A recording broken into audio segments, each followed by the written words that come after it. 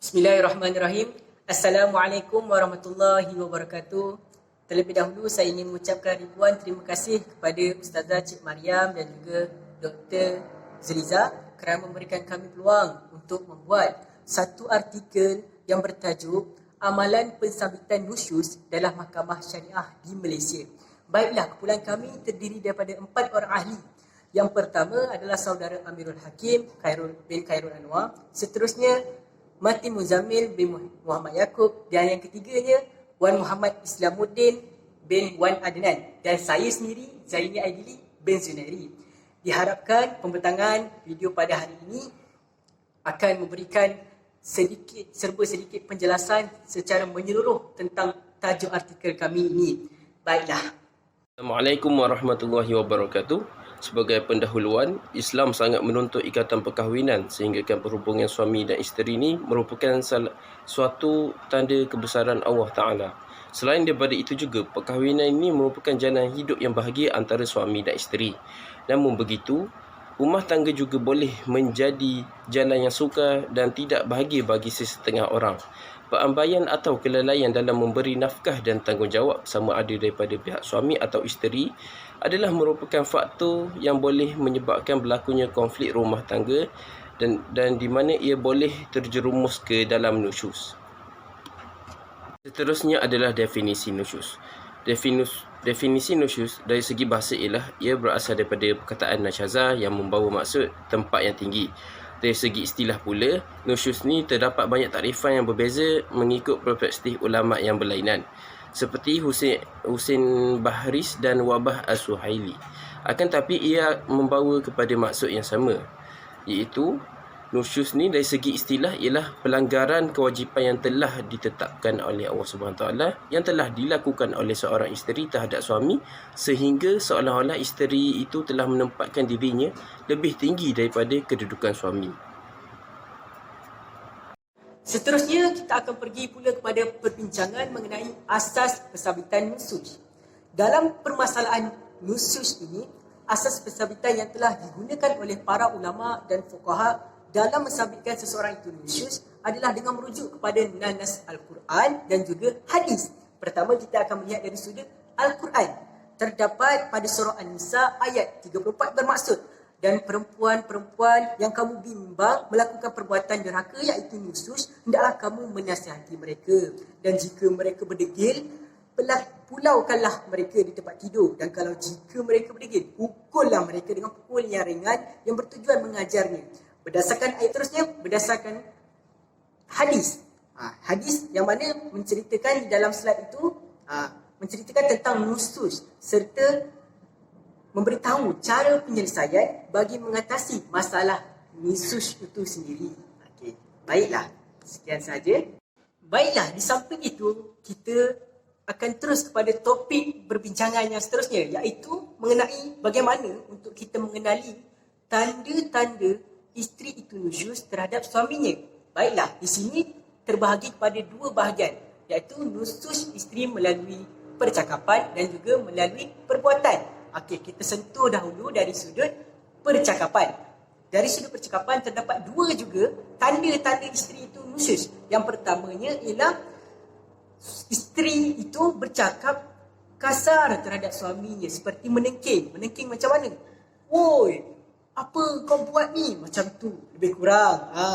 Dan seterusnya adalah yang keduanya, isteri berkata buruk dan mengumpat mengenai suami dan juga keluarga suaminya tanpa sebarang alasan yang munasabah. Itu adalah tanda-tanda melalui percakapan. Seterusnya kita akan pergi pula kepada melalui perbuatan, di mana melalui perbuatan ini ada 7 tanda-tanda isteri yang nusyuz terhadap suami melalui perbuatan. Okey, pertama sekali adalah isteri menolak ajakan suaminya dalam hubungan kelamin. Sebagai contoh, suami itu mengajak dia bercumbu-cumbuan, lalu isterinya mengelak dan lari daripada keadaan itu. Itu kira menolak ajakan daripada suaminya. Seterusnya adalah isteri yang keluar rumah tanpa kebenaran suami. Hal ini kerana rumah itu adalah milik suaminya, dan juga apabila telah tersedia bagi para isteri rumah, maka isteri perlu duduk di situ. Apa-apa tindakan perlu dibuat untuk keluar rumah, segera meminta izin suami dahulu. Yang ketiganya ialah isteri keluar bermusafir dengan bukan mahramnya tanpa keredaan suaminya. Itu juga adalah salah satu tanda perbuatan isteri nusyus terhadap suami. Yang keempat adalah isteri yang mengkhianati suaminya. Itu sudah sah-sah lah. Memang itu adalah tanda-tanda isteri yang nusyus, isteri yang menderhaka pada suaminya. Yang kelima adalah isteri yang tidak menghiaskan dirinya sebaiknya untuk suaminya. Malahan di depan orang lain bersolek dan berbuat pelbagai, orang kata, mendatangkan godaan. Sedangkan itu semata-mata hanyalah untuk suaminya. Yang keenam adalah isteri yang melawan dan membantah perintah suami yang tidak melanggar perintah syarak. Contohnya, si suami hanya meminta untuk mengambil air, tetapi si isterinya melampaui batas sehingga kan mengatakan ambillah sendiri sehingga dia melawan dan membantah tindakan tersebut, sedangkan itu tidak melanggar syarak. Yang terakhir adalah tindakan si isteri nusyus melalui perbuatan ialah isteri yang melakukan puasa sunat tanpa kebenaran suami. Hal ini apabila pihak si isteri tidak meminta izin suami, maka puasa itu memanglah boleh dilakukan. Akan tetapi nafkah, suami wajib memberikan nafkah kepada isterinya yang sedang berpuasa. Sebab itulah meminta puasa kepada suami adalah diperlukan. Okay, baik, terima kasih kepada sahabat saya. Jadi saya teruskan dengan perkara iaitu tindakan sebelum memulakan prosiding. Jadi ada keadaan-keadaan yang membolehkan pensabitan isteri nusyus, iaitu yang dirujuk dalam Seksyen 59/2 pada tahun 1984. Antaranya adalah apabila isteri ni boleh disabitkan nusyus bila dia menjauhkan diri daripada suami. Tiba-tiba je dia keluar rumah tanpa izin. Dan ketiga, enggan berpindah mengikut suami tanpa alasan yang munasabah yang boleh diterima syarak. Ataupun si isteri ni tadi membuat perkara yang bertentangan dengan kemahuan suami. Jadi jikalah seorang isteri ni disabitkan nusyus, maka suami tidak lagi wajib untuk memberi nafkah kepadanya. Itulah sebanyak akibatnya. Jadi sebelum memulakan prosiding bagi tuntutan sabitan nusyus, terdapat beberapa perkara yang perlu diperhalusi. Iaitu ada 4 perkara, iaitu kuasa mahkamah untuk mensabitkan isteri sebagai nusyus. Pendek kata, orang ataupun pihak yang boleh mensabitkan nusyus isteri ini bukanlah kuasa suami, tapi tak lain tak bukan adalah kuasa mahkamah, iaitu kuasa mahkamah syariah. Dan suami perlu buat rayuan ataupun berikan kepada mahkamah syariah, dan mahkamah syariah yang akan mengesahkan dan mensabitkan bahawa seseorang isteri itu telah berlaku nusyus. Dan yang kedua, kita akan melihat tempoh dalam mensabitkan isteri sebagai nusyus. Jadi nafkah dan isu nafkah adalah antara isu yang berkait dengan pensabitan nusyus ini. Ia juga perlu dikaitkan dengan tempoh. Maksud tempoh tu apa? Sebelum dia disabitkan nusyus, maka ketika itu ataupun bila dia nusyus tu, sebelum tu masih wajib lagi suami beri nafkah. Itu ringkas dia. Jadi walaupun kita dah hantar surat kepada mahkamah dan sebagainya menunjukkan isteri, selagi mahkamah tidak mengesahkan atau tidak mensabitkan isteri telah berlaku nusyus, maka selagi itu suami wajib beri nafkah kepada isteri. Jadi kat situlah tempoh dia. Dan tempoh ni pula, kalau isteri tu nusyus dalam contoh, kita bagi contoh dalam sebulan, maka dalam sebulan tu sahaja nafkah tidak wajib diberikan kepada isteri tadi.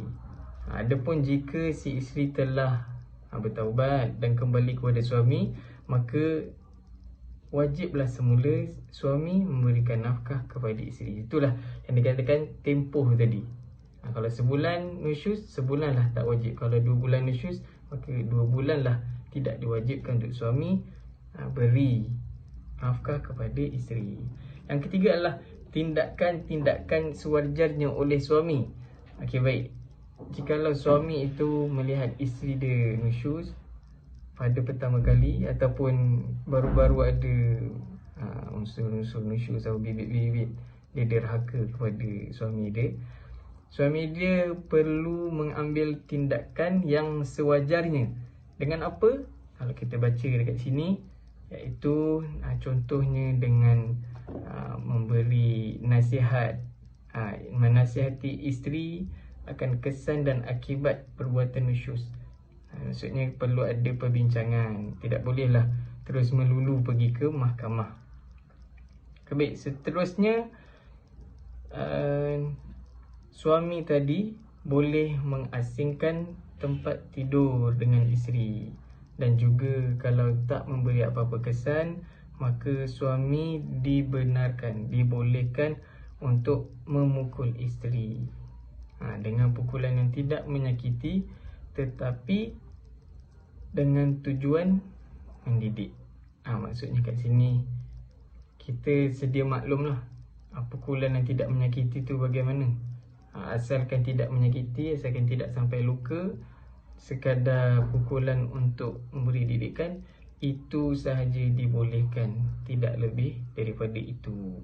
Dan dalam masa yang sama juga, suami perlulah terus menjalankan tanggungjawab sebagai suami dengan menyediakan nafkah. Bila dah nasihat-nasihat tu masih tak dengar kata lagi, masih tetap perlu menyediakan nafkah dan nak apa-apa keperluan isteri dengan baik. Perkara ni perlu kerana suami perlu membuktikan di mahkamah bahawa dia dah buat dah nasihat tadi, dia dah asingkan tempat tidur, dia dah pukul.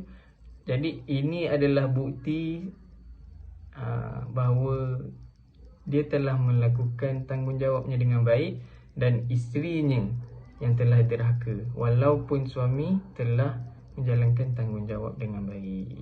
Ini amat pentinglah bagi para suami. Yang terakhir adalah wujudnya satu perintah yang sah oleh suami. Pensabitan isteri nusyus ni perlu merujuk kepada perlunya wujud satu perintah daripada suami yang sah. Ini jelas diterangkan dalam kes Abdul Hanif lawan Rabiah. Dengan adanya satu perintah yang sah oleh suami kepada isterinya, ia dapat menyokong pelaksanaan kuasa suami untuk mensabitkan isteri nusyus menurut hukum syarak. Di samping kehendak undang-undang yang memerlukan satu perintah yang sah daripada suami kepada isteri. Isteri dia, maksudnya secara ringkasnya, isteri tidak akan nusyus secara sendiri. Tiba-tiba mahkamah yang datang cakap isteri kamu nusyus. Tidak. Ia perlu kepada satu perintah yang sah oleh suami. Jadi kalau nak sabitkan nusyus ni, suami tu yang kena buat tindakan lah. Jadi kalau tanpa tindakan suami, tanpa bantuan suami tadi, isteri dia takkan boleh nusyus secara sendiri.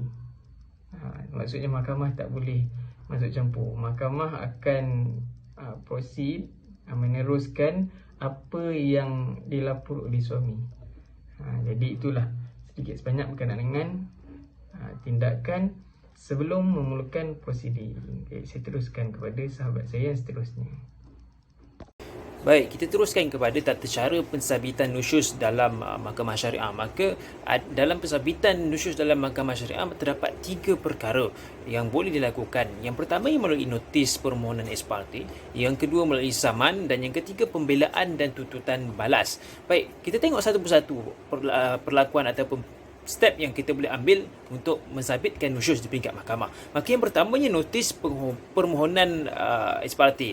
Jadi tindakan permulaan boleh dilakukan dengan memfailkan notis permohonan secara ex parte oleh suami bagi mensabitkan isterinya yang nusyus. Ex parte ialah permohonan sebelah pihak bagi mendapatkan perintah mahkamah yang disebabkan keadaan yang mendesak dan segera. Ini ex parte. Jadi permohonan ex parte ini boleh didengar dengan kehadiran satu pihak sahaja, iaitu pihak pemohon. bagi mendapatkan perintah bagi mensabitkan isteri sebagai nusyus. Manakala pihak responden pula hanya diberikan peluang untuk menjawab selepas saja menerima perintah mahkamah dan prosidingnya didengar di peringkat Mahkamah Tinggi Syariah. Dan permohonan ex parte ini boleh difailkan di mana-mana keadaan yang memerlukan perintah segera dengan syarat jika kes induk belum difailkan. Pemohon itu hendaklah memfailkan kes induknya dalam tempoh 14 hari daripada tarikh permohonan difailkan. Pihak yang menerima perintah boleh memfailkan notis bantahan dalam tempoh 14 hari selepas perintah diterima. Dan yang kedua, melalui kaedah saman. Tindakan lain dalam prosiding mensabitan isteri nusyus ialah melalui saman, iaitu dengan kehadiran kedua-dua pihak suami dan juga pihak isteri semasa prosiding. Right, ini termaktub dalam Seksyen 7 1998 membentukkan bahawa bagi prosiding kes yang disenaraikan dalam jadual kedua hendaklah dimulakan dengan permohonan. Okey, selain daripada kes yang disenaraikan tersebut hendaklah dimulakan dengan saman. Alright, itu yang kedua. Yang ketiga, melalui pembelaan dan juga tuntutan balas. Maka seorang suami juga boleh melakukan prosiding nusyus setelah menerima saman daripada pihak plaintiff, iaitu isteri, dalam pembelaan dan tuntutan balas. Maka pembelaan ialah jawapan defendant kepada tuntutan penyataan plaintiff bagi tujuan pembelaan terhadap pendakwaan yang dikemukakan. Lazimnya tindakan pembelaan ini dikemukakan dalam tuntutan nafkah, perceraian, taklik dan juga fasakh. Seterusnya tuntutan balas disertakan juga supaya isteri tersebut disabitkan oleh Mahkamah Syariah sebagai nusyus. Right? Jadi dalam tindakan prosiding ini pihak suami hanya perlu menunggu saman dan penyataan tuntutan disampaikan kepadanya setelah mana kes induk difailkan oleh isteri. Jadi pembelaan dan tuntutan balas tersebut juga perlu disampaikan kepada mahkamah dan isteri dalam tempoh yang ditetapkan oleh mahkamah perlu membuat perintah tersebut. Jadi tetapi sekiranya keputusan mengenai nusyus telah pun ada sebelum kes induk tersebut dikeluarkan, maka isu nusyus tidak boleh dibangkitkan dalam tuntutan balas.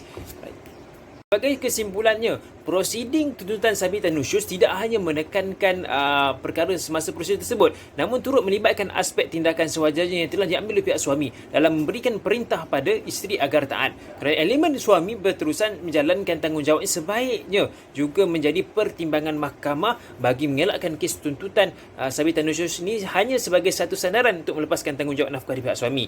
Maka mahkamah amat teliti dalam hal ini. Maka persabitan nusyus terhadap isteri akan memberikan implikasi yang besar dalam kehidupan suami dan isteri. Dalam setengah keadaan, isteri akan rasa tertekan dengan perkara yang telah berlaku di samping dinafikan hak nafkah. Maka suami pula akan turut berperasaan yang sama. Berikutan permasalahan nusyus ini merupakan perkara yang besar dan sudah tentu dia akan memberikan impak kepada mentaliti masyarakat. Jadi permasalahan ini sewajarnya ditangani secara berhemah dan agar dia memberikan kesan yang positif kepada pihak, sama ada pihak suami ataupun pihak isteri. Dan penjagaan awal merupakan kaedah yang terbaik dalam menangani apa-apa saja permasalahan, termasuk masalah nusyus dalam kalangan isteri ataupun suami. Maka oleh itu pelaksanaan tanggungjawab dengan baik dan juga peranan sebagai isteri dan suami yang baik perlulah dilakukan dan ditekankan dan difahami oleh suami isteri sebelum mereka bersetuju untuk berumah tangga bersama-sama. Sekian saja daripada kami. Terima kasih. Assalamualaikum warahmatullahi wabarakatuh.